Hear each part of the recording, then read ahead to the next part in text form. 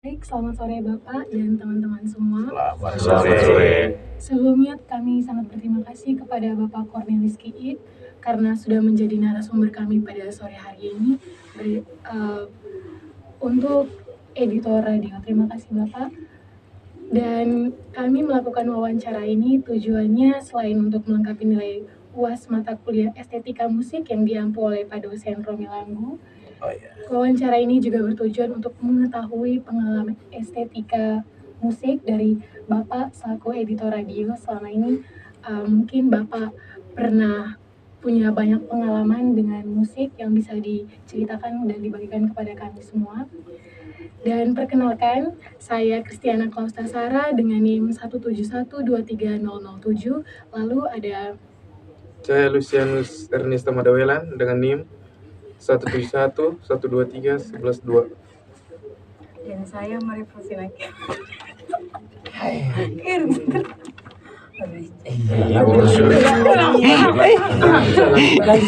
Lanjut saja nanti berfoto.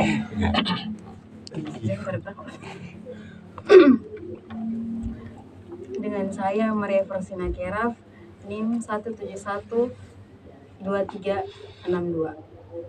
Baik, dengan saya Martinus Kopong Bewain dengan NIM 17123-006. Dan saya Adimas Julianto Martinus dengan NIM 1712-3062. Dengan saya Kaprimus Arlan Langga dengan NIM 171-30-093. Baik, dengan saya Carlos Desiderius Nolalu dengan NIM 171-230-75. Baik, dengan saya Francisco Ronaldo Akaju dengan NIM 17-123-106. demikian Bapak perkenalan dari kami. Mungkin kita bisa langsung saja ke pertanyaannya. Baik, sebelumnya juga suasana santai saja, jangan tegang. Silakan. Kariko mungkin pertanyaan. Jadi Bapak, pertanyaan pembuka dari saya mungkin secara umum dulu Bapak. Untuk bagaimana Bapak pertama kali itu terlibat dalam musik dan juga bagaimana cara Bapak untuk aktif secara profesional dalam bidang musik? Oke, baik. Pertanyaan yang cukup luas ya ini. Pertama kali terlibat secara aktif dengan musik ya. Kalau terlibat dengan musik barangkali kita semua sama. Sejak awal kita kecil itu sudah terlibat dengan musik ya. Karena apa? Kan masih kecil. Kalau dalam dunia etnomusikolog itu tangisan pertama itu adalah kita menyuarakan, kita bermusik ya, karena tangisan kan punya nada juga ya. Itu dalam dunia etnomusikolog. Tetapi soal musik itu kita terlibat tentu masih kecil, orang tua kita mengajarkan bagaimana bernyanyi ya, dihibur dengan cara bernyanyi. Kemudian SD, SMP semua pun demikian ya. Kecuali mungkin di sekolah-sekolah kejuruan itu baru pendidikan musik itu sudah tidak ada lagi, kejuruan khusus, kejuruan teknik ya. Saya latar belakang, nama panjang Cornelis Kun Kiik. Saya latar belakang itu teknik. Latar belakang teknik jadi elektronika khususnya IT. Saya tamatan STM Negeri Kupang, Sekolah Teknologi Menengah Negeri Kupang, jurusan elektronika komunikasi. Juga kuliah juga teknik ya, saya teknik elektro. Jadi bagaimana hubungan dengan musik? Oke. Yang pertama tadi soal musik kita sudah pelajari dari awal sebenarnya. Kemudian saya di radio ini diterima sebagai tenaga teknik, tetapi waktu itu pimpinan pertama Pater Piet Manehat itu mengharapkan semua kru itu multi talent, bisa buat apa saja. Jadi saya di sini menangani teknis radio secara keseluruhan, juga menangani unit produksi. studio rekaman. Radio Tirilolok juga terkadang masuk ke produksi video dan sebagainya. Dulu juga kita masuk di produksi film dan sebagainya. Dan tadi soal multi talent itu, kita juga masuk ke bidang penyiaran, broadcaster, ya broadcasting. Saya sebagai broadcaster juga, news striker juga, pembaca berita juga,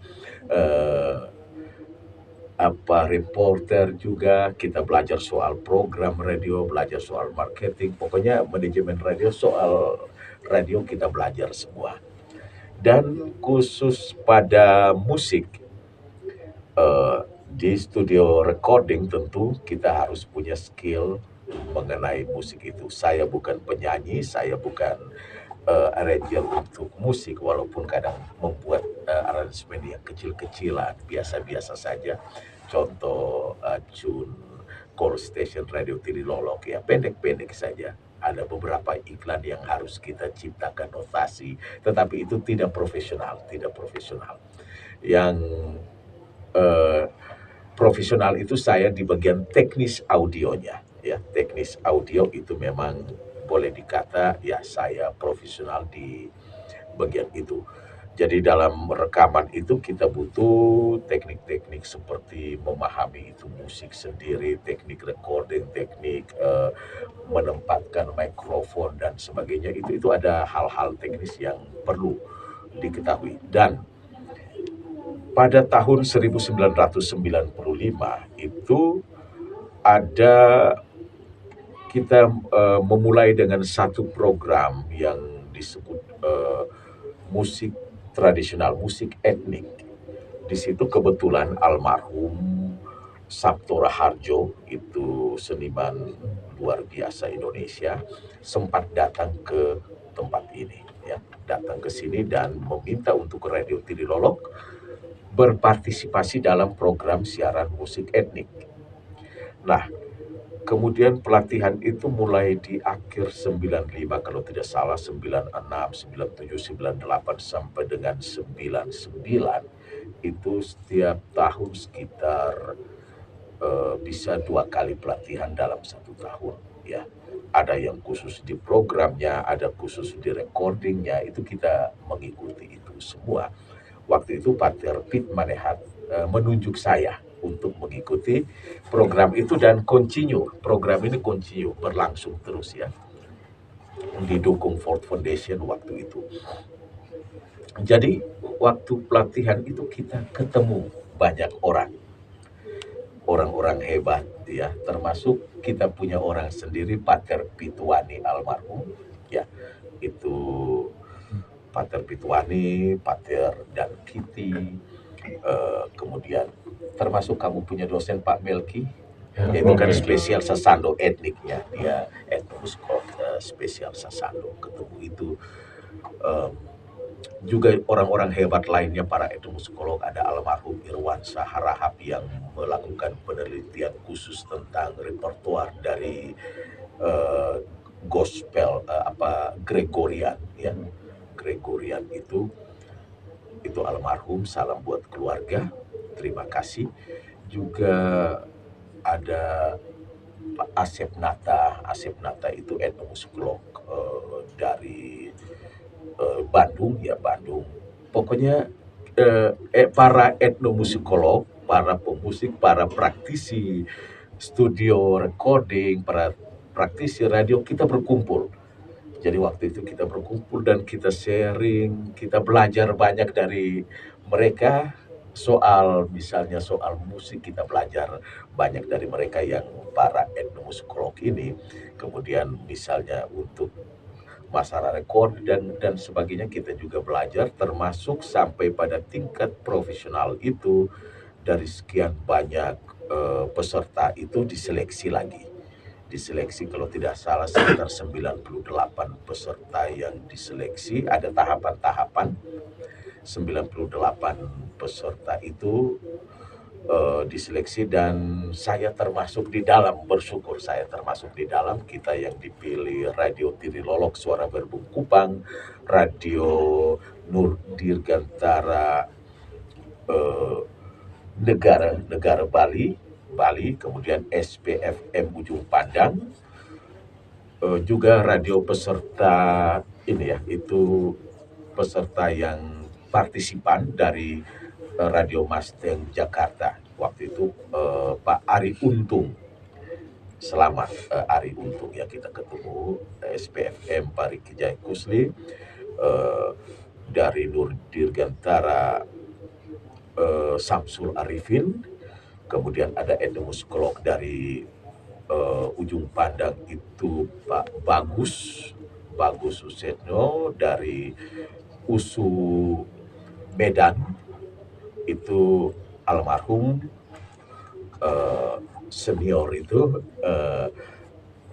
si Irwansyah Harahap ya. Jadi kita ketemu banyak orang, termasuk ketemu Sujiwo Tejo ya itu artinya kita belajar banyak dari mereka. Jadi seperti pengalaman saya di situ, dan itu pengalaman yang sangat berharga. Termasuk di studio ini banyak sekali pemusik yang profesional, termasuk Bapak Peter itu kan sudah di sini, Apoli Bala yang itu almarhum juga kita di sini, itu harus sodorkan notasi musik balok kita kadang-kadang yang orang teknik agak ada banyak sekali pemusik profesional, termasuk di studio ini juga kita menghadirkan Agnes Kamaleng, tempat tidurnya di sini. Agnes itu tempat tidurnya di sini. Dari kecil-kecil sudah di sini. Ya, dengan bapaknya almarhum Yes Kamaleng. Banyak ya, termasuk Pak Elias Joka juga ke sini, Pak Sirilus Wali, Pak Joni Tedens. Ya, orang-orang hebat semua datang sini, dan itu kesempatan saya belajar. Jadi seperti itu. Baik, terima kasih Bapak, jawaban yang sangat bagus dan juga bisa mendapat, kami semua ini mungkin bisa mendapat ilmu yang banyak, dan juga mungkin dari jawaban Bapak kami bisa termotivasi untuk mendorong diri kami untuk bergabung dengan orang lain supaya menambah ilmu juga. Terima kasih. Mungkin pertanyaan selanjutnya saya serahkan kepada Saudara Carlos. Baik Bapak, jadi mungkin gambaran secara umum tentang bagaimana pengalaman Bapak mengenal musik dan bertemu banyak orang yang ya secara profesional sudah bergabung pada musik. Sekarang kami mau pertanyaan langsung yang ke utama saja. Baik, mungkin apa harapan Bapak, harapan apa yang Bapak miliki terhadap pengalaman dengan musik? Oh ya, baik, saya pengalaman ya, harapan. Ya. Tadi begini, saya masih lupa tadi bahwa kami yang terpilih itu kita belajar tingkat profesional itu di Prancis ya, di Paris dan Lorient. Itu kita bagaimana meliput satu festival tradisional, festival budaya. Di situ juga ada musik ya, kita belajar lagi di sana, belajar musik ya. Festival Interceltic de Lorient, di situ saya bertugas untuk mendokumentasikan dalam bentuk recording ya, rekam festival itu, dan saya juga ketemu dengan operatornya Anggun Cipta Sasmi, namanya Patrick. Jadi saya kebetulan bertugas satu ruang dengan beliau ya, Patrick, saya bertugas dengan beliau. Beliau juga menceritakan bahwa dia bertanya karena tahu saya dari Indonesia, dia tanya, kenal Anggun Cipta Sasmi? Saya bilang, oh kenal. Dia bilang, itu saya yang menangani rekamannya. Begitu juga Celine Dion, dia yang menangani rekamannya. Jadi saya bersyukur bisa ketemu, dan di situ kita dalam saat operator itu kita saya bisa menimba banyak ilmu dari ini. Jadi tadi kembali ke pertanyaan tentang harapan ya, harapan dengan kita sharing pengalaman, kita belajar dari banyak orang yang punya pengalaman lebih dari itu, punya pengetahuan tentang musikal itu, kita bisa berbagi lagi kepada banyak orang ya, kita bisa berbagi lagi. Karena begini, ilmu yang kita dapat kalau kita tidak bagi, percaya kita akan berjalan di tempat kita nol. Tetapi kalau ilmu itu kita bagi, dengan sendirinya kita akan berpikir, oh saya sudah bagi, saya mesti mencari lagi yang baru. Ya, kalau tidak bagi kan kita pikir ya sudah cukup di situ. Tapi saat kita bagi, kita termotivasi untuk belajar lagi. Kita mencari tahu yang lebih lagi untuk kita berbagi. Setelah bagi, kita mencari yang lebih tinggi lagi, kita berbagi lagi. Jadi kalau tidak berbagi, saya kira tidak akan. Di sini dibutuhkan itu ya kebersamaan. Musik ini, soal musik saya kira menyatukan kita, kebersamaan kita bagaimana. Ya, karena musik itu soal hati, soal rasa juga. Kalau tidak ada kebersamaan, saya kira tidak akan jalan. Contohnya paduan suara. Paduan suara, tidak ada kebersamaan, nol kebuak. Ya, tidak ada kebersamaan. Misalnya walaupun disuruh alto, sopran, tenor, bass bernyanyi bersama sesuai aturan, ya kamu harus nyanyi ini, mari kita nyanyi sama-sama, tapi rasa kebersamaan tidak ada, harmoninya tidak dapat. Ya, saya kira barangkali begitu. Ada mungkin ditanya lagi. Jadi baik Bapak, di sini saya mau bertanya, apa yang Bapak sukai atau anggap indah dalam musik? Sukai atau anggap indah dalam musik? Saya mau tanya yang syuting itu. Karena intinya begini. Intinya orang yang tidak suka musik itu error. Iya, orang yang tidak suka musik itu error. Ya, coba tanya yang syuting bagaimana, error atau tidak kalau tidak suka musik ya. Karena musik itu soal batin kita, musik soal perasaan. Jadi yang saya sukai dari musik itu lebih spesifik lagi. Yang pertama jelas melodinya, terus bagaimana ritmenya, ritme dari musik, melodi, komposisinya bagaimana, jenis-jenis alat musik apa saja yang digunakan.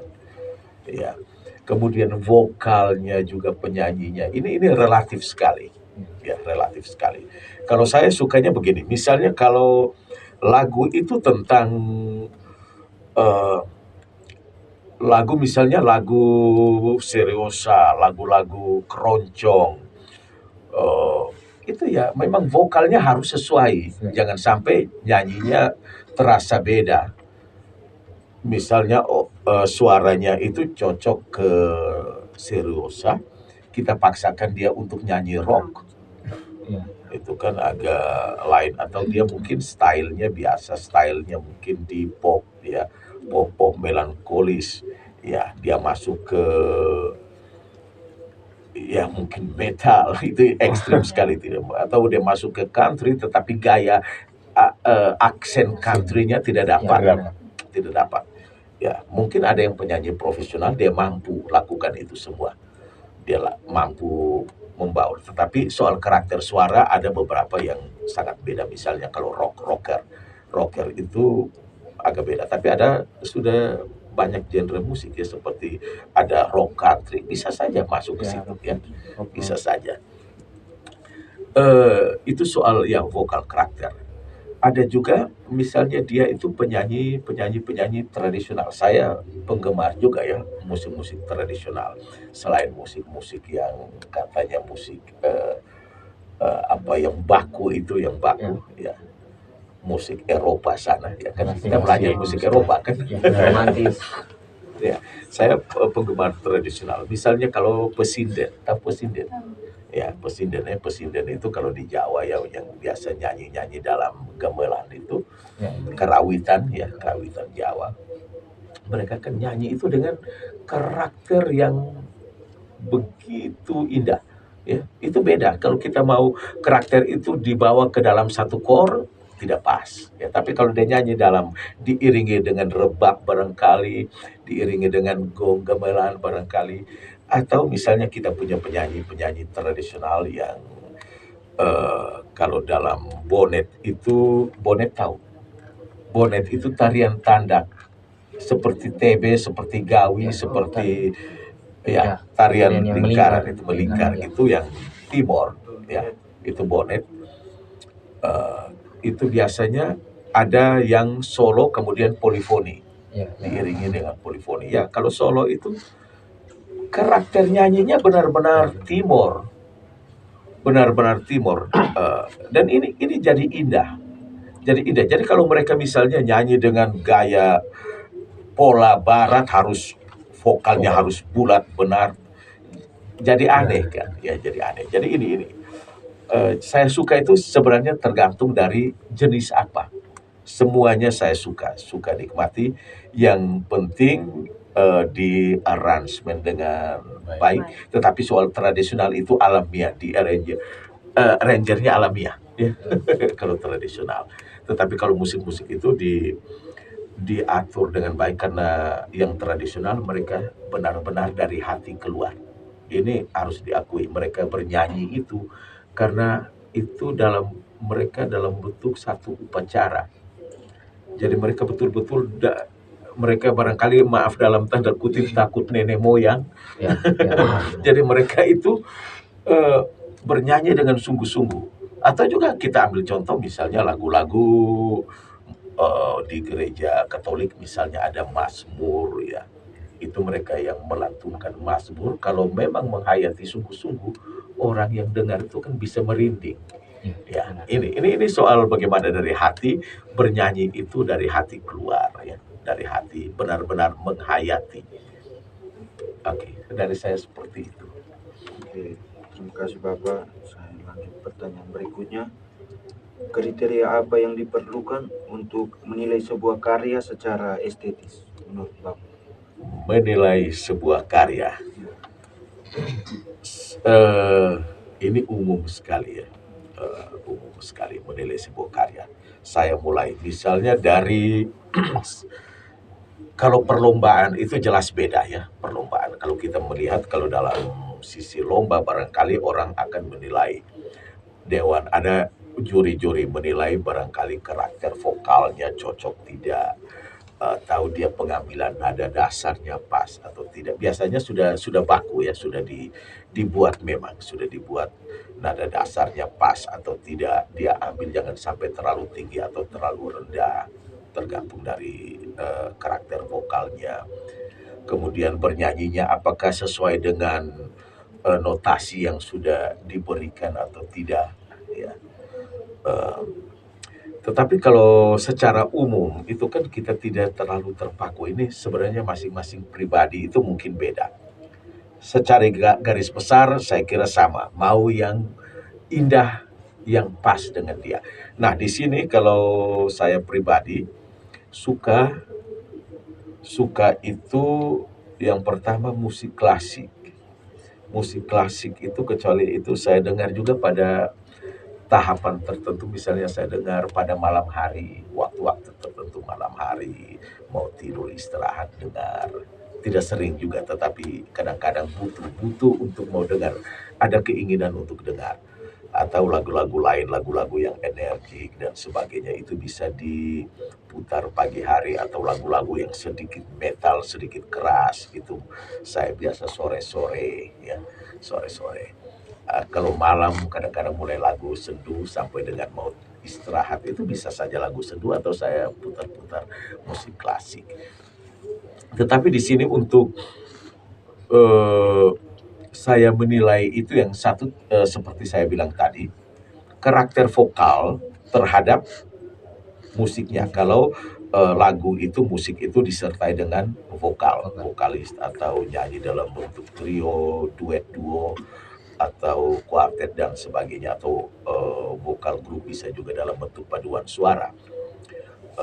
Saya menilai dari situ, kalau paduan suara barangkali harus keseimbangan antara ya SATB-nya, atau mungkin ada tambah lagi meso dan sebagainya, meso sopran atau segala macam dia masuk, itu ada keseimbangan, kita dengar nikmat. ada porsinya sopran, ada porsinya alto, ada porsinya bass, dia bermain di situ, itu kan jadi nikmat. Kalau semuanya misal komposisinya sama rata, itu kan jadi tidak nikmat juga. Komposisi misalnya terlalu monoton, itu saya juga tidak terlalu. Saya suka misalnya ada kanonnya, ya. itu kan jadi asik sekali. Apalagi di aransemen dengan sedemikian rupa dan kita terbawa dalam musik itu. Jadi yang pertama tadi soal karakter vokal terhadap musik, kemudian komposisi musik. Terkadang juga komposisi musik itu pas atau tidak. Misalnya lagu-lagu tadi ya, lagu country masuk ke bluegrass. Bluegrass itu identik dengan apa? Bluegrass kan dia identiknya banjo. Jadi kalau dia nyanyi bluegrass tanpa banjo tidak begitu asik. Atau misalnya jazz tanpa saksofon. Ya kan jadi tidak asik. Jadi itu saya biasa dengar dari situ, dengar. Jadi maaf, saya biasa sangat memilih, mau dengar tuh saya pilih dulu. Kalau asal nyanyi, asal buat, saya tidak terlalu tertarik. Beda dengan misalnya pas di tempat-tempat pesta. Ya itu dia putar, kita goyang saja. Ya, kita bukan mau menikmati. Tapi pas pada kondisi saya mau menikmati, saya sangat pilih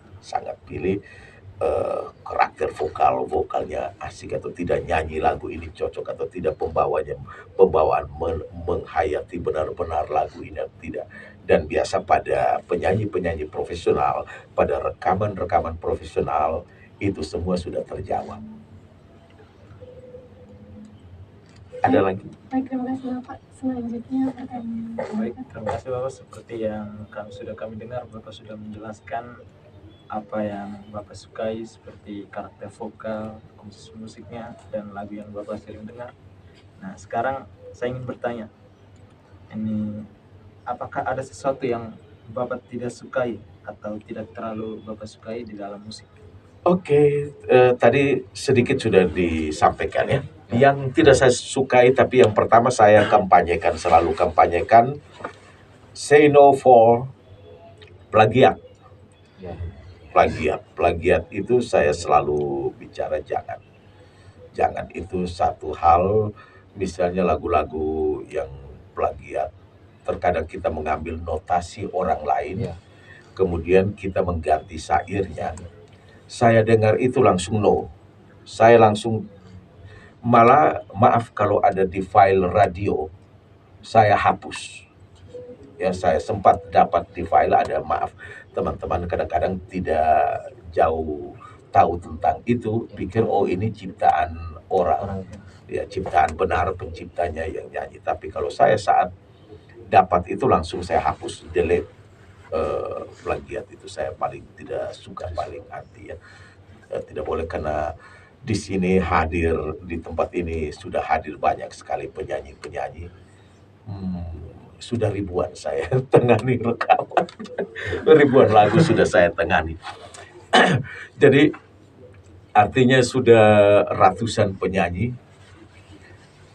pernah hadir di studio ini sejak tahun 1994-95 itu sudah mulai aktif. Dulu masih zamannya Timor Leste masih masuk dalam provinsi ke-27 waktu itu banyak sekali mereka dari Timor Leste, dari Timor sini, dari NTT, dari Papua, dari Maluku, dari Tanimbar Maluku, itu rekamnya di sini juga ya, mereka rekam di sini.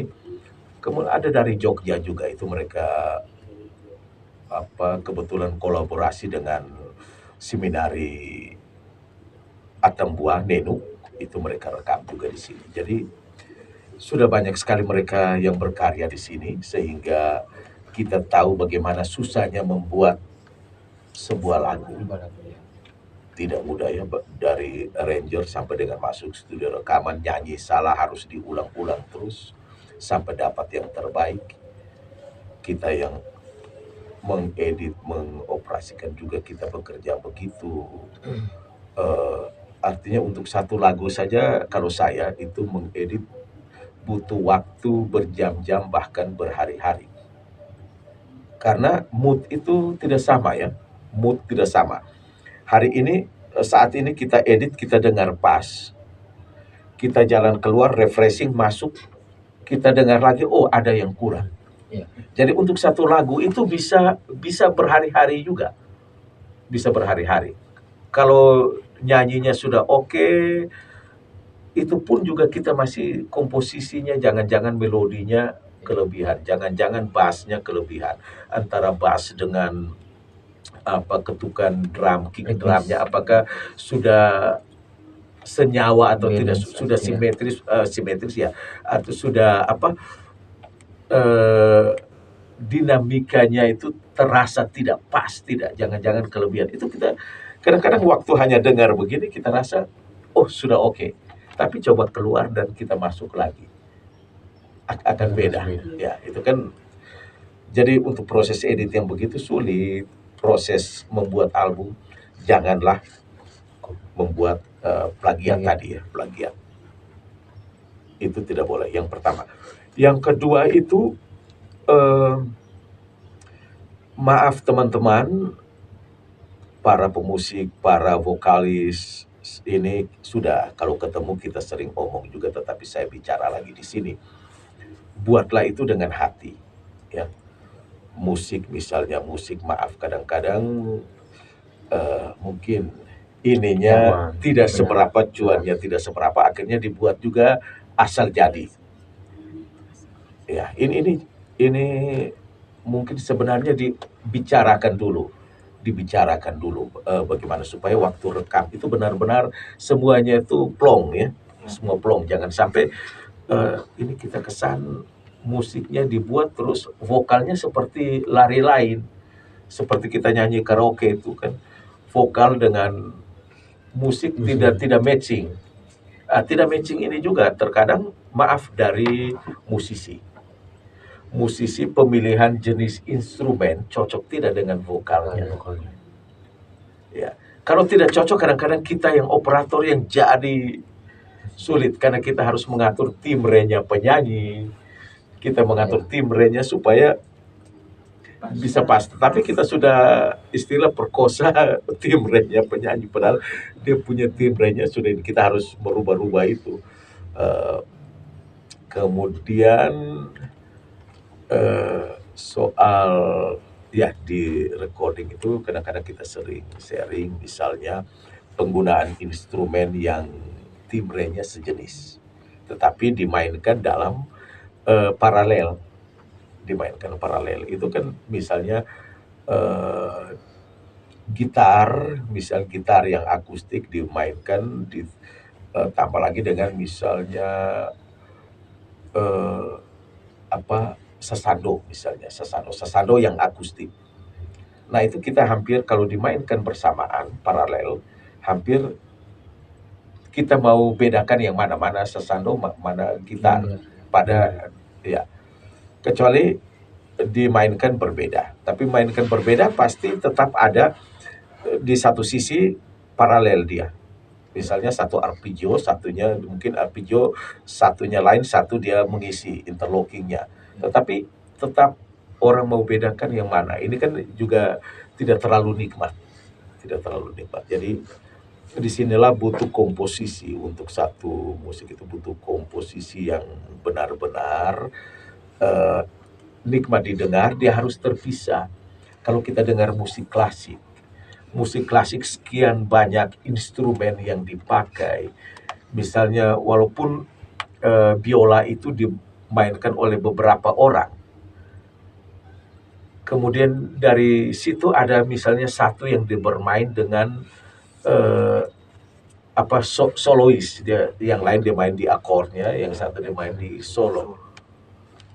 Itu rekaman itu kita bisa bedakan kita dengar musik klasik itu bisa bedakan ada yang sisi bermain perkusinya, sisi bermain piano, kita bisa bedakan. Ini kan satu kualitas yang luar biasa. Nah, kembali ke tadi itu soal rekaman tadi. Jadi ini harus diperhatikan. Jadi jangan sampai membuat hal yang akhirnya kita merasa ini asal jadi tidak nikmat untuk kita dengar.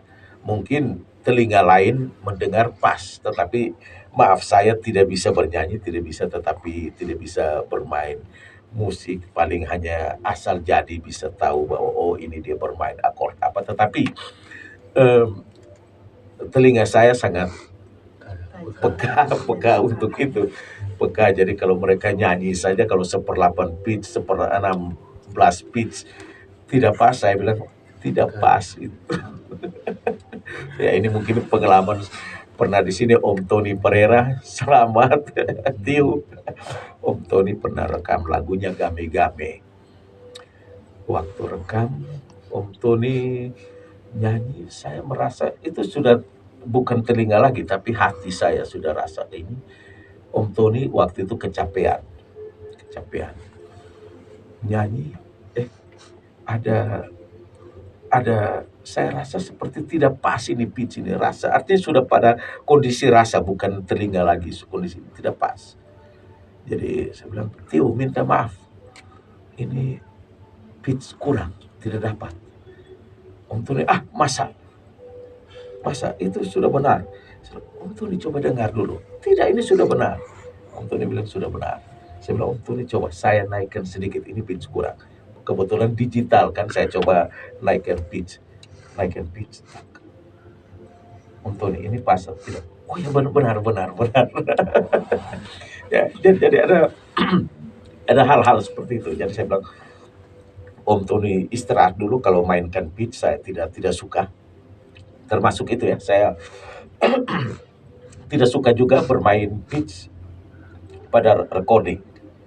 Misalnya suaranya tidak mampu pada nada, anggap saja dia tidak mampu di F. Ya, kemudian kita bermain pitch pakai peralatan teknologi sekarang, kita naikkan untuk masuk ke F. Dia nyanyi boleh di bawah. Ya. Terus waktu mixing baru kita naikkan suaranya. Itu kadang-kadang terjadi seperti, tapi saya tidak mau. Di sini saya selalu bilang jangan ya. Jangan seperti itu supaya orang tahu bahwa suaranya benar-benar asli. Jadi Om Tony waktu itu memang Om Tony tidak akan yang mau seperti itu, dia mau aslinya keluar. Jadi suara tinggi memang itu asli, suaranya asli begitu, dan itu termasuk penyanyi yang hampir tidak ada falsnya dia nyanyi. Itu sebenarnya kalau mau bilang yang kurang 1/8 pitch itu dianggap normal, tapi saya yang mungkin mau lebih dari itu. Kemudian satu hal lagi, pemanfaatan yang saya tidak suka, pemanfaatan efek yang tidak pas. Saya juga tadi saya bilang saya juga mengerjakan video ya, kadang-kadang membuat video klip. Misalnya begini, kita sudah punya satu perencanaan video klip ini mau disyuting di bukit-bukit ya. Mungkin ceritanya tentang alam NTT. Kemudian syutingnya nanti ada mungkin duduk di rumah adat atau dia di perbukitan. Saat vokalnya itu efeknya dibuat efek ambience-nya itu katedral misalnya. Ya kan, ambience-nya katedral. Saat kita syuting dan kita gabungkan video dengan musik, ada vokal tadi, kan jadi aneh. Kok dia berdiri di bukit tapi efeknya kok katedral. Mungkin banyak orang tidak teliti sampai di sini. Tapi kalau saya kok ini syutingnya ada di rumah adat dengan akustik daun seperti itu, kok suaranya jadi gemas sekali. Kan tidak mungkin ya. Artinya tidak normal. Dan ini maaf, yang seperti ini membuat nilai produksi kita turun. Ya. karena kita tidak memperhatikan hal-hal sampai ke bagian ini. Kemudian ada lagu-lagu yang misalnya lagu-lagu sedih, kemudian dibuat efek yang pitch, auto pitch yang suaranya seperti robot. Ya, ya. Ya itu kan lagu itu kan cocok barangkali oke lah di musik-musik rap barangkali atau house music, silakan masuklah. Tetapi jangan masuk ke lagu-lagu yang kita butuh mendengar dengan teduh, mendengarkan syairnya dinyanyikan dengan baik, kemudian kita memasang efek yang sangat tidak cocok. Itu artinya untuk saya pribadi tidak jadi dalam produksi pun saya memperhatikan hal-hal seperti itu. Ada lagi satu hal, ini kadang-kadang kita jadi diskusi ya. Jadi diskusi termasuk dengan Om Ilyas Joka, halo. Ya dulu ada almarhum Om Yongki Welfart itu. Kalau saya dengan Om Yongki itu memang kita kadang-kadang lebih banyak seiring karena Om Yongki juga punya penelitian tentang etnomusikolog itu sendiri ya. Almarhum, salam keluarga Welfart semua.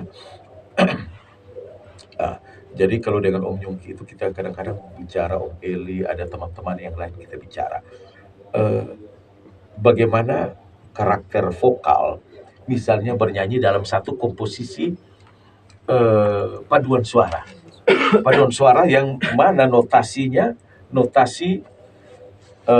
sudah notasi dari kita pakai solmisasinya barat ini. Tetapi ada dibuat dalam versi inkulturatif di situ, dan kita bernyanyi dengan vokal yang utuh semua, vokal yang menurut aturan teknik vokal itu. Ya, teknik vokal dalam tanda kutip ya, ini kan teknik vokalnya yang kita belajar itu kan Eropa. Ya, teknik vokal itu. Tetapi misalnya NTT punya karakter vokal yang beda. Misalnya bernyanyi elele orang Timor itu elele ceper. Elele. Tetapi dalam paduan suara elele jadi elele. Ini kan lucu, maaf lucu. Iya. Karena akhirnya kehilangan jati diri dalam tadi kan inkulturatif, artinya ada kulturnya hilang.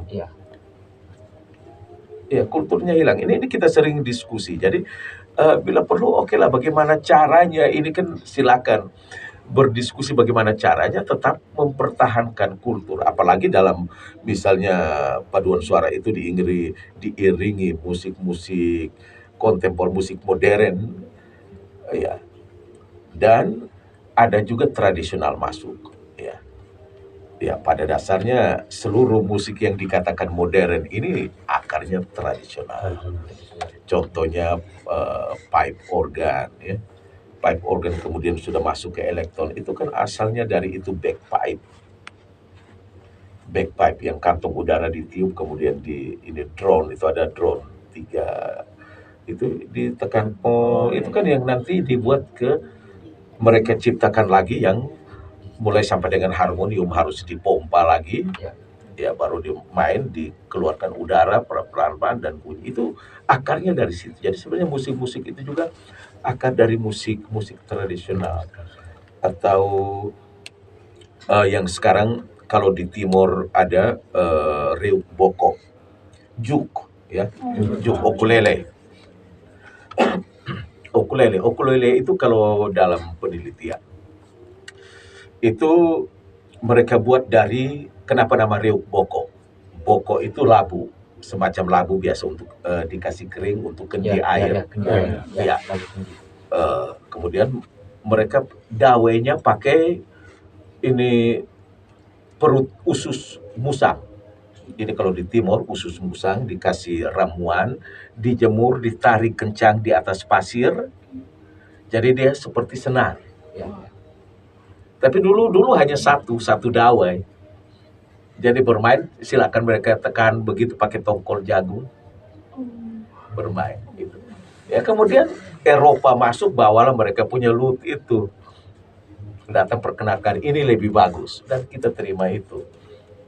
Tetapi melodi-melodi mungkin sudah ditambah dari melodi awal, karena dengan lebih banyak dawe pasti melodinya pasti lebih dari itu. Tapi dasar melodinya tetap ada, dasar melodi irama pentatoniknya Timor tetap muncul dalam itu. Ini artinya perlu kita pahami juga bahwa musik-musik yang sekarang ada ini akar juga tetap tradisional. Lagu-lagu yang ada seperti lagu Gregorian. Gregorian ini penelitian almarhum Bapak Irwan Saharahap, itu doktornya ambil soal Gregorian ini. Dia Muslim tapi hari-hari itu dia di gereja di Amerika. Dia untuk mempelajari ini, beliau yang cerita untuk saya ya. Beliau hari-hari di sana dan mempelajari bagaimana Gregorian itu dan mengamati. Kemudian penelitian lebih lanjut, ternyata Gregorian itu akarnya satu tabla dari Timur Tengah dicampur dengan sejenis ratapan dari Eropa, muncullah Gregorian. Ya ini mungkin juga, kalau maaf, di Kristen itu kan Santo Petrus ke Roma, tapi kan mereka semua itu cuma orang-orang Timur Tengah. Mereka kan orang-orang Timur Tengah yang ke Roma sana, ke Eropa sana. Ya mungkin ada kaitan dengan itu, tetapi di sini saya mau bilang bahwa campuran itu muncullah Gregorian. Kita coba di sini, maaf, kalau di Katolik itu ada misalnya kebanyakan lagu-lagu Gregorian, contohnya Pater Noster, Bapa Kami, ya Agnus Dei dan sebagainya. Kalau Pater Noster misalnya irama-irama itu, kalau kita mengamati diperlambat, itu kan mirip dengan orang mengaji.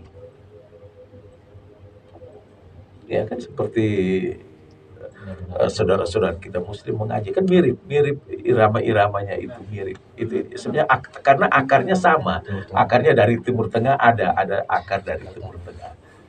Ya. Jadi seperti itu. Kembali lagi, yang tidak suka seperti tadi ya, penggunaan efek, karakter vokal, bagaimana kita menggabungkan yang tradisional dengan yang modern, ya modern juga tanda kutip, karena berasal dari tradisional yang sudah dimodernisasi. Nah, jadi itu kita harus perhatikan itu semua, jangan sampai seperti tadi di core yang ada inkulturasi, kulturnya hilang, jangan sampai kulturnya hilang. Kemudian di musik-musik yang lain jangan sampai nuansanya jadi hilang karena masalah penggunaan efek yang tidak pas atau instrumen yang tidak pas. Jadi banyak ya. Jadi banyak. Oke. Baik Bapak, terima kasih sudah menjelaskan dengan cukup jelas dan juga sangat-sangat baik. Jadi saya lanjut ke pertanyaan berikutnya. Dapatkah Bapak menjelaskan apa yang musik lakukan atau mempengaruhi Bapak terhadap tingkat emosional? Oh ya. Dari tadi yang cerita-cerita tadi sepertinya sudah saya bercerita dengan sangat emosional. Ya, jadi begini, musik itu tentu mempengaruhi kejiwaan kita, itu sangat jelas. Musik itu bisa membuat kita sedih kalau kita mendengarkan musik-musik yang sedih. Musik itu membuat kita riang gembira kalau musik itu terkesan riang gembira. Iramanya cepat, iramanya hentak-hentak. Tapi yang melodius, kemudian apalagi ditambah syairnya yang sangat menyentuh ya, kita mungkin terbawa ke arah itu, apalagi batin kita sementara ke arah itu. Apa istilahnya sekarang ini anak-anak muda punya itu? Galau. Ya seperti itu. Tetapi saya mau bilang kalau musik klasik itu luar biasa. Luar biasa karena contoh di zaman barok itu ya, zaman barok 1600 1750 ya. Nah, itu komposisinya itu sangat mempermainkan batin kita. Kalau kita dengar itu kadang-kadang dia bermain halus dengan mungkin ada gio, kemudian dia masuk ke tempo yang lebih cepat, kemudian ada yang kesannya wah, mewah, wow. Dan itu kemudian setelah kita rasa itu dia kembali lagi buat kita ke dalam suasana yang beda sekali. Jadi kita terbawa sekali dalam suasana itu. Ya, begitu juga zaman klasik itu sendiri 1750-1820 ya, itu dia mungkin lebih pada satu tema. Jadi kalau misalnya yang melodius, yang romantiknya itu terkesan dia temponya itu tidak banyak berubah. Tapi kalau di barok itu kan kadang-kadang temponya berubah dengan pola melodi yang polifoni itu muncul sana muncul sini, itu luar biasa, sangat mempengaruhi kita kalau mendengar itu. Dan di zaman romantik sendiri 1820 sampai 1900 ya, sejarah bilang begitu, saya belum lahir. Sejarah bilang begitu. Tetapi kalau rekaman-rekaman yang arrangement mereka yang dicoba dinyanyikan kembali, dimainkan kembali, itu kita dengar seperti di zaman romantik kan dia lebih ke melodinya itu lebih wow, menghanyutkan. Nah, jadi musik itu memainkan perasaan. Saya mau ambil contoh seperti ini, kalau saya editor video juga, video editing. Misalnya ya kita membuat drama atau dalam satu film suasana horor. Pas adegannya adegan horor. Kalau kita nonton tanpa musik, tanpa background musik kan hampa biasa. Tapi coba ditambah dengan background musik. Pom pom pom pom. Itu kan orang rasa. Iya kan, rasa. Atau suasana yang girang. Contohnya suasana girang itu di film-film Tom and Jerry misalnya. Coba tanpa musik, tanpa efek, biasa saja.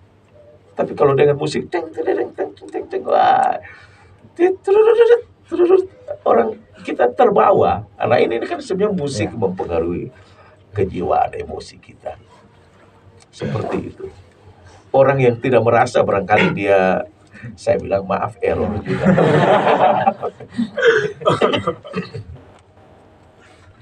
Ya. Oke Bapak, tadi kan sudah secara emosional nih. Ya. Sekarang kita beralih ke teknis. Mungkin Bapak punya strategi khusus untuk terlibat dengan sebuah karya, dalam menciptakan sebuah karya, mungkin Bapak punya cara-cara tertentu. Oke, saya untuk terlibat dalam suatu karya, saya punya karya biasa sederhana sekali. Kadang-kadang, ya, kita terlibat dalam satu karya, misalnya kita mau berbuat sesuatu, kita lihat dulu tema. Temanya apa? Jadi musik itu bisa lari ke tema. Ya, tadi seperti misalnya film-film, misalnya saya dalam editor film atau editor drama, atau membuat iklan radio, kadang ada ceritanya. Iklan radio misalnya kita harus masukkan musik apa yang pas. Ya, ini kan kita harus lihat temanya.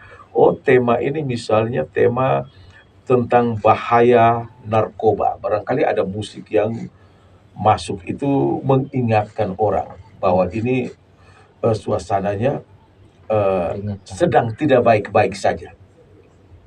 Ya, kita masuk. Kemudian masuk lagi pas di pesan-pesannya, baru kita dengan musik yang normal yang pas mengiringi pesan. Ini juga soal tema yang pertama, soal tema. Itu kalau dalam karya-karya. Saya juga kadang-kadang mengambil musik-musik tradisional itu coba gabungkan dengan musik-musik yang lain. Barangkali nanti bisa dengar contohnya tune call stationnya Radio Tirilolok ya. Itu terinspirasi juga dengan suara burung tirilolok. Tirilolok ini nama burung pemberi kabar baik ya. Dia pemberi kabar. Kalau pagi hari bunyi itu berarti ada kabar baik. Jadi saya dengar bunyi notasinya lagu dia kalau bersiulnya seperti itu, makanya saya ambil itu untuk ini Tirilolok FM, itu ambilnya dari itu ya, itu terinspirasi dari itu juga. Kemudian bunyi-bunyian, karena Tirilolok itu dia dari timur, makanya ada bunyi-bunyian seperti likurai, bunyi knobe tahu tidak? Jius harp, harpa rahang, harpa mulut ini yang ya nama umumnya jius harp. Ada yang dari besi kita bermain ini. Oh ini Bukan. Dia kalau knobe pakai bambu. Coba lihat di itu di knobe jius harp itu ada masuk unsurnya, dia kan bunyinya sedikit house music ya, dia akan bunyi peng dia house. Jadi itu gabungkan itu, kemudian bunyi gong digabungkan dan membuat satu suasana yang berbeda, kemudian baru masuk vokalnya Tirilolok FM itu ya, itu mungkin seperti itu. Jadi yang pertama mencari tema, kemudian setelah kita musik ini tujuannya apa. Jadi tujuan itu kan kita harus tahu tema dulu. Membuat misalnya syairnya itu bercerita tentang kesedihan. Ya kita tidak mungkin membuat kita aransemen musiknya hip hop yang yang begitu gegap gempita. Ya bisa juga hip hop, tapi hip hop yang ada slow, yang dia istilahnya hip hop apa ya, saya lupa istilahnya, dia lebih slow dan ada melodinya itu ada. R&B. Ya, dia R&B, tapi maksudnya dia nyanyinya lebih ini. Itu bisa saja. Artinya tema dulu kita tahu syairnya bagaimana, mau menceritakan tentang apa, baru musik itu mendukung. Kalau menggunakan vokal, beda dengan tadi zaman barok itu kan semua hanya instrumen, hanya orkestra, tetapi musik saja sudah bercerita. Ya. Tapi untuk sekarang ya musik yang mendukung itu harus bercerita juga, sehingga klop dengan lagu yang disajikan.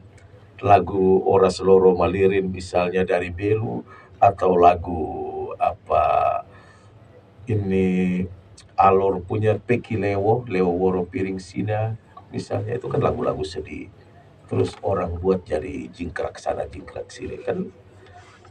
Oke lah, soal musik barangkali kita dengar terhibur soal musik, tapi kalau sudah dipadukan dengan syair dan orang paham syairnya, jadi bertolak belakang.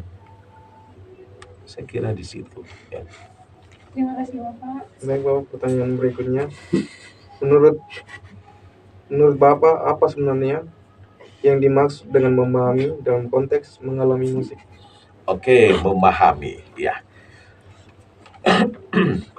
Memahami. Jadi memahami di sini, kalau misalnya saya dalam dunia recording itu saya harus paham tadi soal bagaimana komposisi yang baik ya. Komposisi yang baik itu saya harus belajar dan terus belajar. Jadi belajar bukan saja hari ini, sampai kapanpun kita belajar mencari tahu yang baiknya bagaimana, karena memang di Prancis itu termasuk tempat recording yang paling baik ya, makanya seperti penyanyi-penyanyi yang luar biasa Celine Dion itu juga mau rekam di sana. Memang yang lain pun baik, bukan tidak baik, tetapi ada pilihan tertentu. Ya. Jadi di situ kita belajar hal-hal seperti itu, kita paham soal misalnya bunyi-bunyian, timbre. Contoh sederhana begini, kita memahami range frekuensi. Kalau saya teknik, range frekuensi dari gitar misalnya. Gitar itu punya range sekitar 80 Hz, 82 Hz itu sampai dengan gitar sampai dengan sekitar 5 kHz. 5 kHz, 5000 Hz. Paham ya? 5000 Hz. Vokal manusia, vokal kita range-nya sekitar 80 sampai dengan 8 kHz. Ya, pada yang bisa oktav tinggi dia di 8 kHz. Oke. Di sini kita lihat berarti range gitar itu ada masuk dalam range vokal. Range gitar ada masuk dalam range vokal. Coba kamu bermain gitar, bermain yang jreng satu kali, bukan arpeggio tetapi jreng sekali, reng zeng zeng, dan kamu bernyanyi, rekamlah di situ. Apakah vokal kamu terdengar dengan baik? Tidak terdengar dengan baik karena range tadi, range frekuensi itu sama. Dan ini kita yang di recording harus memahami sampai ke hal-hal seperti itu. Jadi kalau ada yang bermain gitar, kemudian bagaimana kita coba sudah minta dia bermain selembut mungkin, tetap vokal ini berarti bagaimana caranya? Berarti kita butuh satu mikrofon yang lebih dekat ke sumber vokal. Seperti itu. Kalau live, kalau take-nya satu-satu, misalnya gitarnya masuk dulu, ya biasa kita pakai, kalau sudah pakai itu kita pakai metronom sudah masuk, dia rekam gitar bermain dahulu, kemudian baru take vokal, jadi ada track 1, track 2, track 1 gitar, track 2 vokal. Oke, track 1 kita bisa kurangi. Tapi kalau live itu harus ada teknik-teknik tertentu. Kalau tidak, kita harus bermain ekualisasi, mengubah timbre. Jadi beberapa frekuensi diredam, tapi bunyi asli tidak keluar. Nah ini ada hal-hal ya, kita harus paham sampai ke hal itu ya, paham karakter vokal si penyanyi, karakter musiknya ini kalau digabung dengan ini bagaimana, apakah pas atau tidak. Kemudian misalnya komposisi lazimnya pada musik itu, misalnya kick drum dia harus setara dengan bass ya. Mungkin di beberapa musik lain tidak.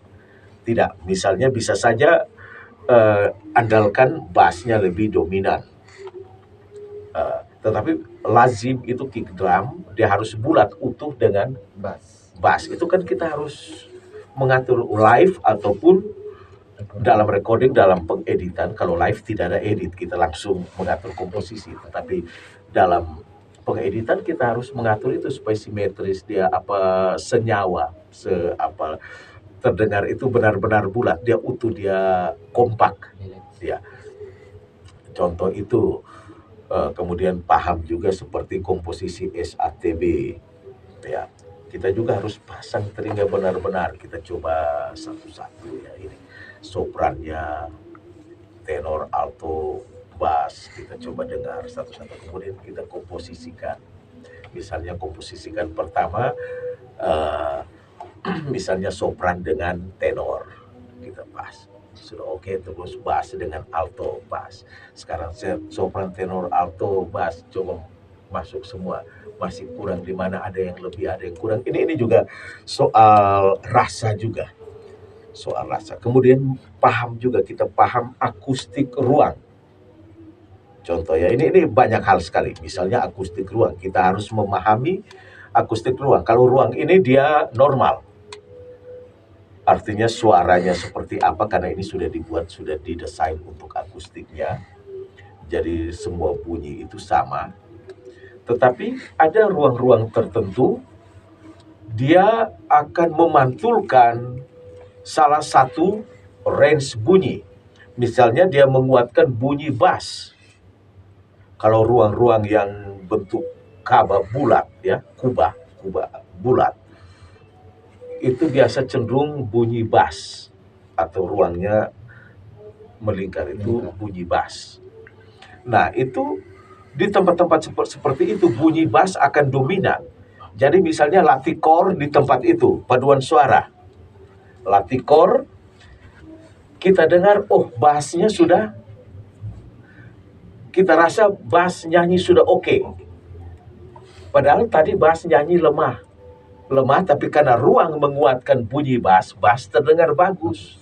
Setelah berlatih, waktu mau konser di ruang lain, di tempat lain, yang mana di situ ruang itu menguatkan, misalnya range-nya sopran.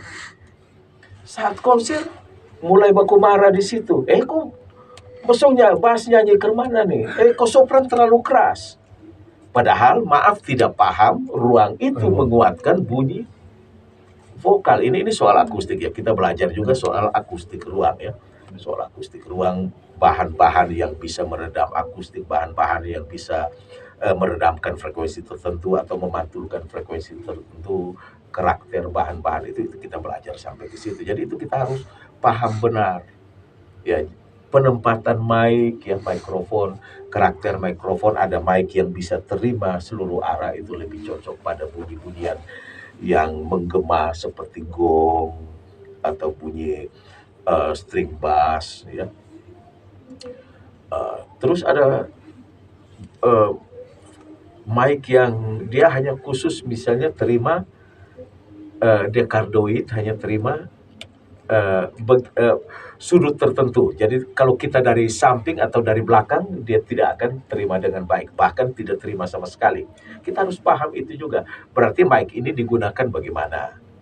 Ya, digunakan, jangan sampai diarahkan hanya 2 orang seperti ini, yang di sana dia paksa di situ juga tidak akan masuk di sini.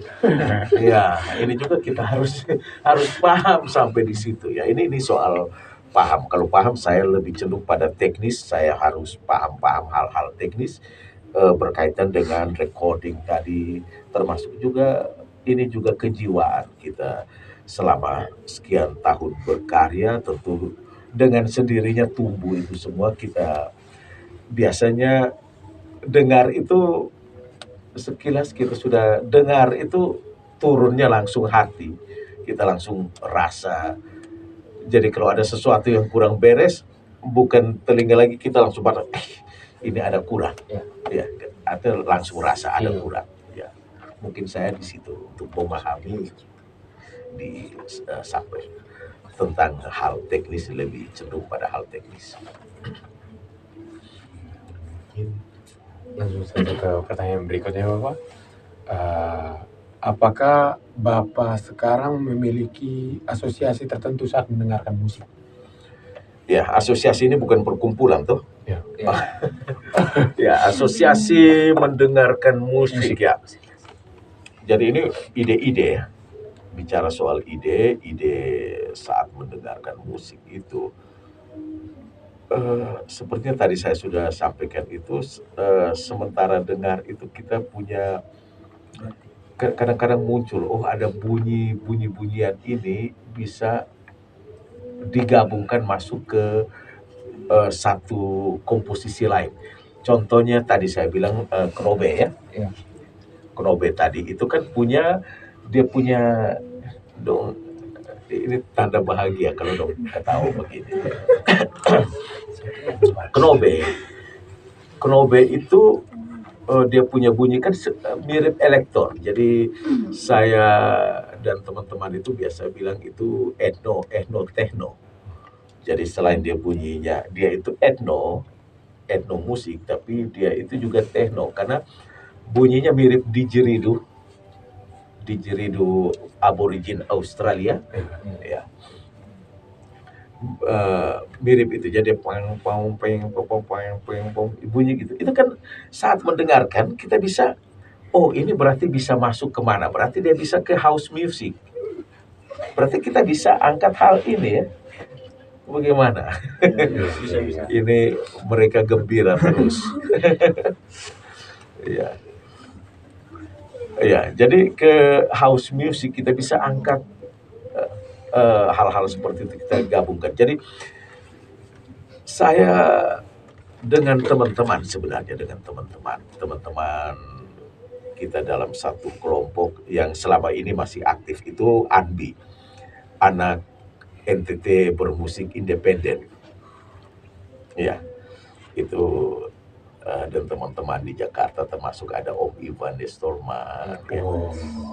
Ada Om Boy Carvalho Clemens, ada siapa lagi, Om Viandago, ya. Ya, itu mereka kita biasa diskusi, ada Om Franz Thomas Ire, ada Louis Thomas Ire. Ya, itu kita biasa berdiskusi soal hal itu. Jadi bagaimana peluang musik-musik NTT itu combine dengan musik-musik yang dikatakan modern sekarang ini. Kemudian kita mengangkat keberadaan musik kita. Karena contohnya jazz itu kan akar dari suatu budaya. Ya. Ya kan, jazz atau reggae. Ya, reggae itu kan ada dari kebudayaan kemudian muncul ke situ. Semua musik ini kan hanya mana yang terekspos dahulu. Terekspos kan contohnya klasik itu terekspos lebih dahulu. Atau ya reggae orang sudah kenal sekian tahun, jazz sudah kenal sekian tahun. Kita punya yang belum terkenal sekian tahun. Kita baru mau ekspos diri. Contohnya misalnya Dolo-Dolo punya style Dolo-Dolo. Ya, Dolo-Dolo itu kalau mau jujur stylenya keyboard itu tidak dapat di Dolo-Dolo kan ketukannya tidak persis sama. Kemudian kita paksakan untuk sama. Maaf, ini jadi ya kita mau bilang kita apa ya? Kalau saya per KOSA itu kita punya musik sendiri, kita punya budaya. Karena misalnya style Dolo-Dolo dari Flores Timur siapa? Dolo-Dolo, coba style dia punya ketukan Dolo-Dolo. Tuk.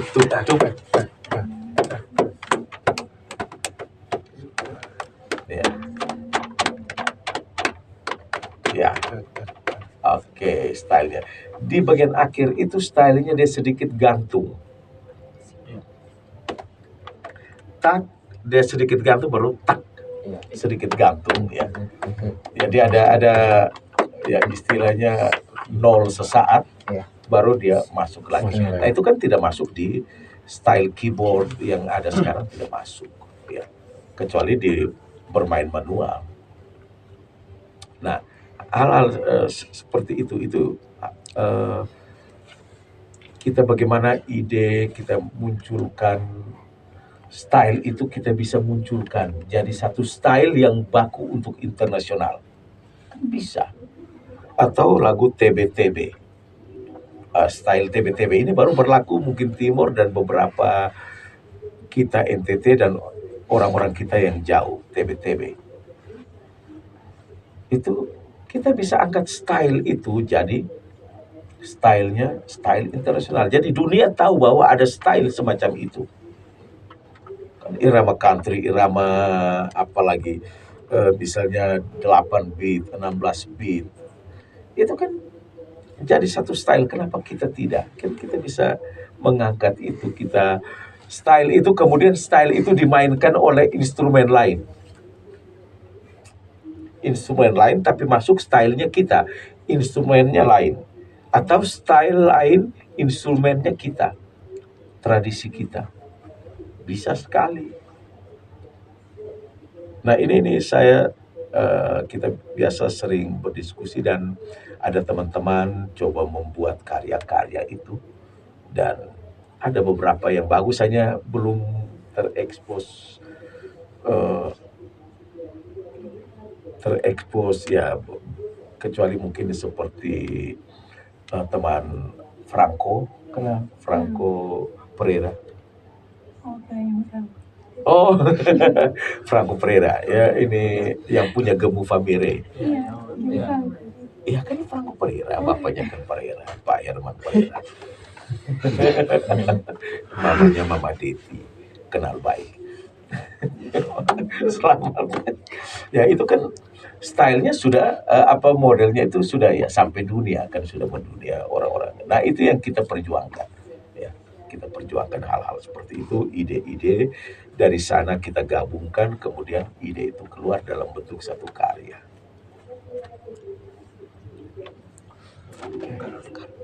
Baik, Apa lagi? Belum tarik badan dulu atau? Oke, lanjut. Jadi, apakah musik itu bisa menginspirasi Bapak? Maksudnya dari tadi ini kan yang kami dapat sebagian besar kan Bapak memang recording musik. Iya. Jadi Bapak menceritakan bagaimana untuk menciptakan sebuah elemen musik, instrumen. Iya. Selain dari itu, mungkin ada genre musik yang bisa menginspirasi Bapak. Sampai dari genre itu bisa Bapak mungkin ada ide untuk membuat sebuah elemen atau melodi baru.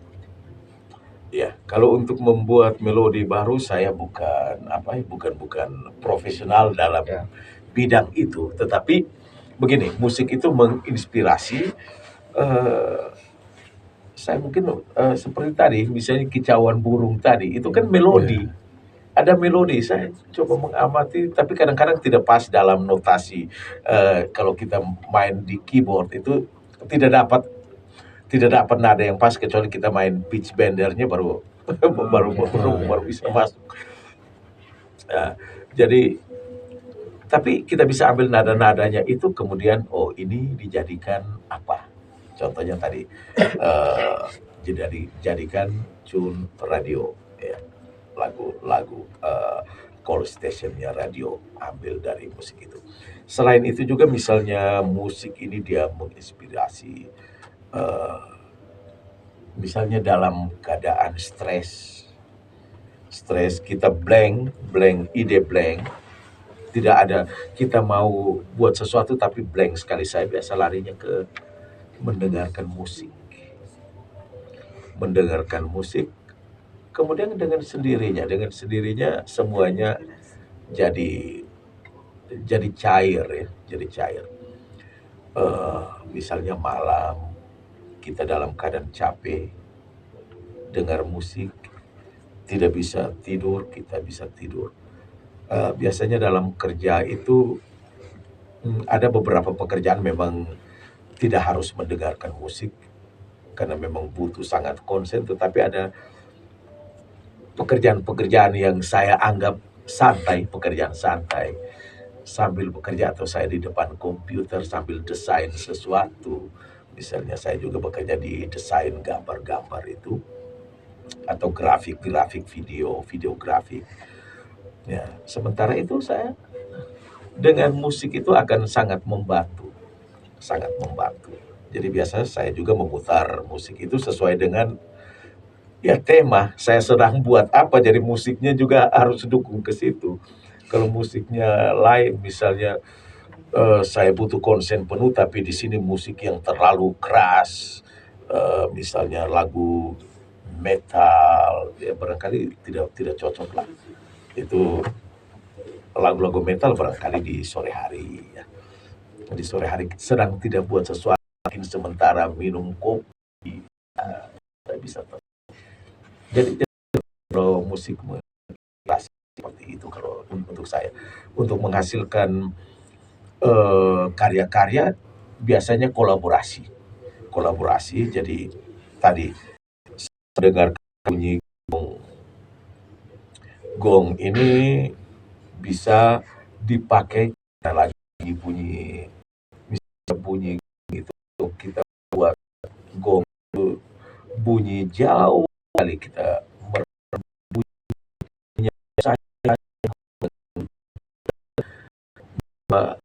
akan bawa satu suasana di kampung mendengar orang bermain gong yang begitu jauh, terus di sebelah ini ada suling bambu, mereka beku bermain beku, kemudian ada suling. Kalau itu digabungkan, itu kan saya kadang-kadang sengaja membuat rekaman itu, coba gabung-gabung hanya untuk menikmati suasana yang beda.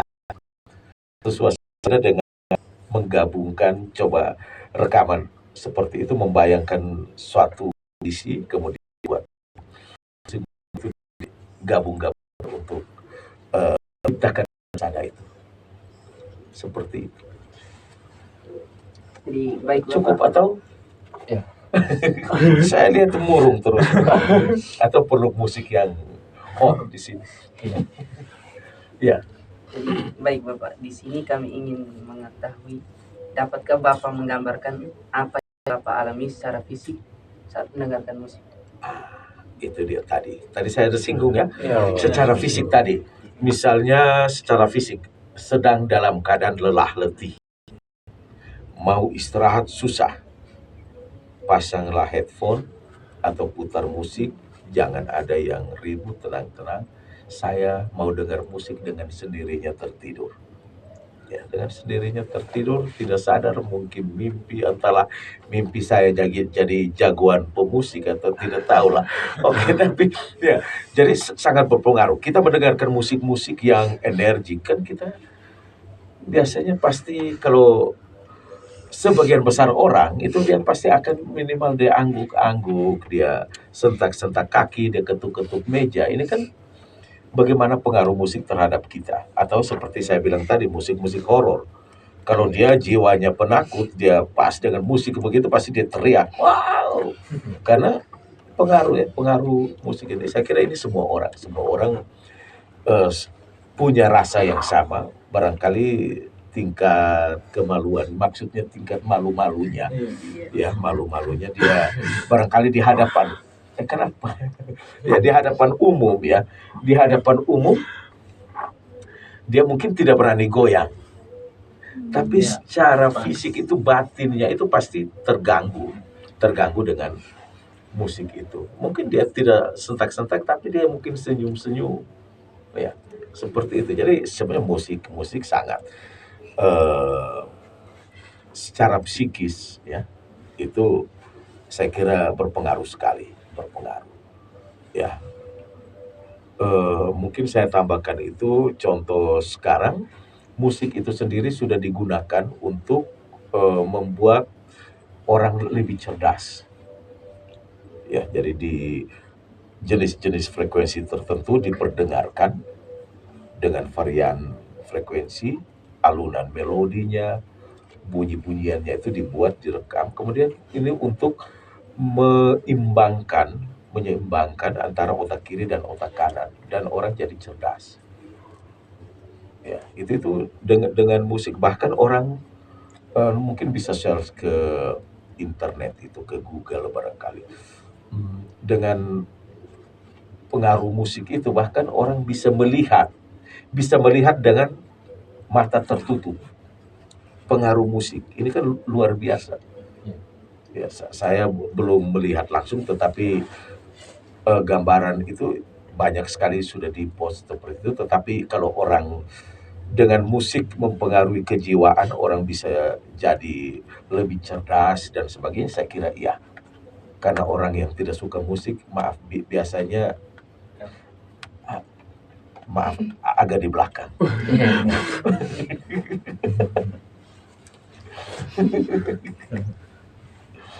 Oke. Saya lanjut pertanyaannya, Bapak. Di mana Bapak melihat perbedaan utama dalam pengalaman estetika musik klasik kontemporer dibandingkan musik klasik pada umumnya? Oh ya, baik. Perbedaan ya? Ya. Perbedaan ya. Sebenarnya kalau tadi saya sudah singgung klasik ya, itu sekian banyak klasik itu. Kalau kontemporer saya ya modern, kekinian ya.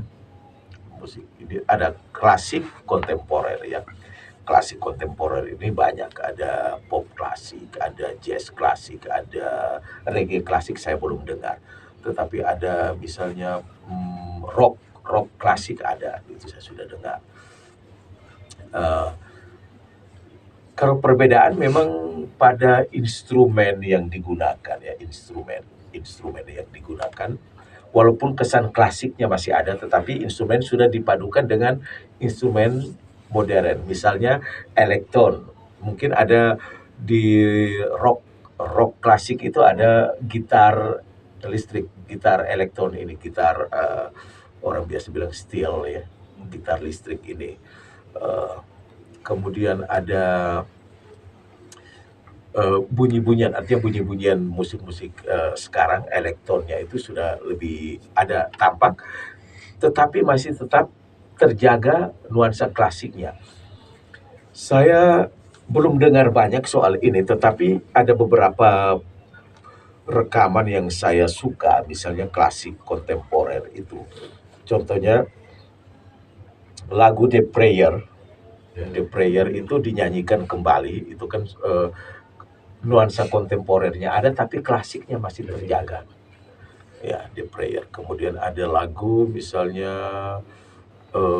Ave Maria. Ave Maria itu masih sangat klasik, tapi ada yang sudah dipadukan dibuat jadi sedikit kontemporer. Tetapi klasiknya tetap ada perbedaan saat kontemporer mana klasik masuk, itu di mana tetap kita bisa rasakan itu.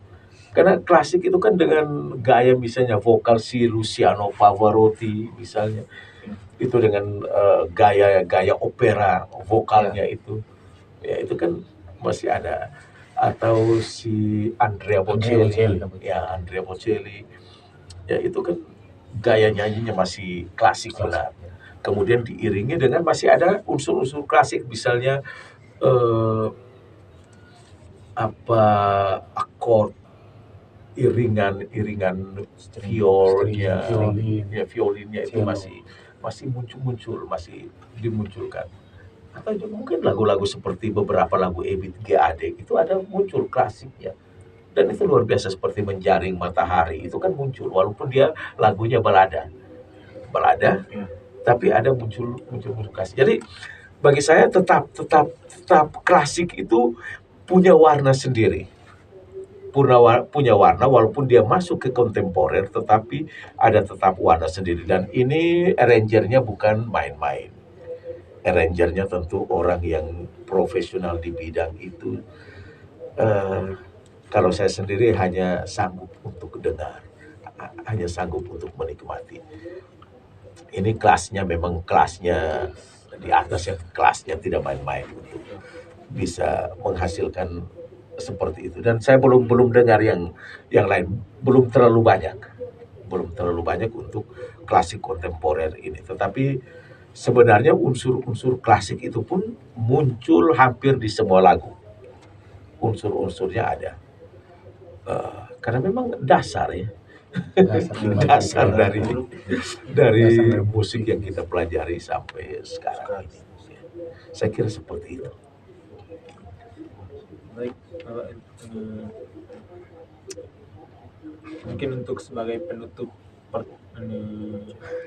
wawancara kita kali ini, mungkin ada pertanyaan yang belum kita bahas atau kita lewatkan, yang mungkin Bapak ingin sampaikan kepada kami, hal penting yang krusial terkait mendengarkan musik. Oh iya, tadi saya sempat lewatkan ya. Oh ya, ini kembali ke estetika ya, estetika menggunakan perangkat. Misalnya maaf, sekarang banyak sekali misalnya kita punya musik sasando atau kita gitar akustik, tetapi kita menggunakan, maaf saya mau bilang, alat yang salah. Pabrik juga membuat alat yang salah untuk itu ya. Mereka membuat mikrofon yang disimpan diletakkan di dalam gitar misalnya. Itu saya pribadi itu sangat, karena yang kita dengar itu hasil ruang gitar itu, resonansi yang di dalam itu. Tapi kalau gitar akustik yang didengar apa-apa, bunyi yang di luar itu kita dengar apa? Perpindahan grip, tangan, Iya, ya, benar. jari-jari, perpindahan grip itu kan jadi sesuatu yang nikmat sekali. Iya benar. Ya, ini kalau kita mau bicara soal kenikmatan mendengarkan musik. Kalau rekaman itu kan taruh di dalam. Yang kita dengar apa? Bunyi gaung yang di gaung. dalam itu. Iya. Dia punya klasik akustiknya itu hilang. Nah, kalau untuk itu biasa kalau saya mikrofon, tapi itu dengan teknik ORTF yang saya pelajari itu dua mikrofon ini sebenarnya mewakili dua telinga. Walaupun telinga bisa membedakan kiri dan kanan, tapi mikrofon di setel. ORTF itu teknik radio televisi Prancis. Itu mengibaratkan sudut antara titik belakang dengan telinga kita ini adalah 120 derajat. Jadi mic-nya dibuat 120 derajat, dipasang L dan R. Kemudian kita rekam, kita akan dengar nuansa itu dapat sekali. Walaupun hanya satu alat musik, tetapi tetap L dan R. Saya punya beberapa rekaman untuk itu, termasuk Sasando pun saya tidak mengambil dari colokan itu karena maaf, menurut saya itu tidak pas. Karena mereka pakai spool gitar atau spool yang dibuat sendiri, lilitan kawat yang dimasukkan ke dalam. Berarti yang didengar adalah resonansi di dalam. Ya. Tapi kalau Sasando kita merekam dari luar, nanti sebentar saya perdengarkan itu. Sasando yang kita rekam dari luar dengan teknik ORTF, kita akan mendengarkan seperti asli Sasando. Kemudian Sasando itu juga membrannya itu yang high dari lontar, itu jangan sampai dibuang. Itu kan membuat ciri khas bunyi Sasando. Waktu kita petik ada bunyi high-nya itu. Tapi kalau high-nya dibuang, petik biasa saja. Beli saja kecapi dari luar atau beli saja sitar dari Cina sana, baru kita main. Karena bunyi sama saja. Tapi yang membuat khas high itu kan, dan merekam itu kita membuat rekamannya akustik. Jangan sampai pakai transducer, tekniknya transducernya yang tidak pas. Akhirnya bunyinya jadi tidak bagus. Kalau misalnya suatu Sasando pentas di atas panggung, kita dengar dari tempat lain, kita tidak melihat, sudah masuk ke dalam peralatan, terus ditambah lagi efek, kita dengar dari jauh, ini bunyi apa? Kita mau tebak gitar atau Sasando? Bingung.